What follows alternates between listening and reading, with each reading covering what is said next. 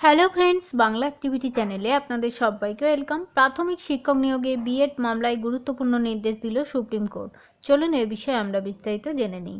B Ed করে প্রাথমিকের শিক্ষক পদে নিয়োগ পাওয়া প্রার্থীদের ভাগ্য কি হবে তা নিয়ে মামলা চলছে দেশের সর্বোচ্চ আদালত সুপ্রিম কোর্টে।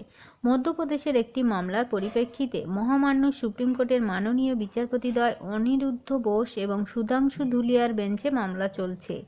এই মামলায় গুরুত্বপূর্ণ নির্দেশ দিল সুপ্রিম কোর্ট।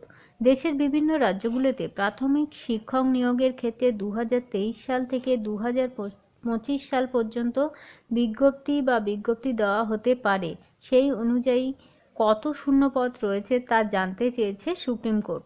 দেশের সমস্ত রাজ্যে প্রাথমিক শিক্ষক নিয়োগের ক্ষেত্রে 2023 থেকে 24 সালে বিজ্ঞাপিত এবং 2024 থেকে 25 সালে নিয়োগ বিজ্ঞপ্তি দেওয়া হতে পারে এমন শূন্যপদের সংখ্যা কত সেই সম্পর্কে জানতে চাইল সুপ্রিম কোর্ট। 2023 সালে 11ই আগস্টে Debesh Sharma versus Indian union এই মামলাটির সুপ্রিম কোর্টের রায় বেরোনোর পূর্বে নিযুক্ত বিএড প্রশিক্ষণ প্রাপ্ত শিক্ষক শিক্ষিকাদের ডিএলএড প্রার্থীদের সমতুল্য করে তোলার জন্য ব্রিজ কোর্স চালু রয়েছে কিনা সেই সম্পর্কে জানতে চাইল শীর্ষ আদালত।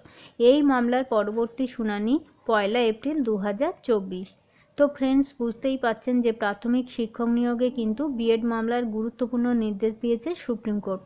অনেক ধন্যবাদ সঙ্গে থাকার জন্য। চ্যানেলে নতুন হলে অবশ্যই চ্যানেলটিকে সাবস্ক্রাইব করে সঙ্গে থাকবেন পরবর্তী আপডেটের জন্য।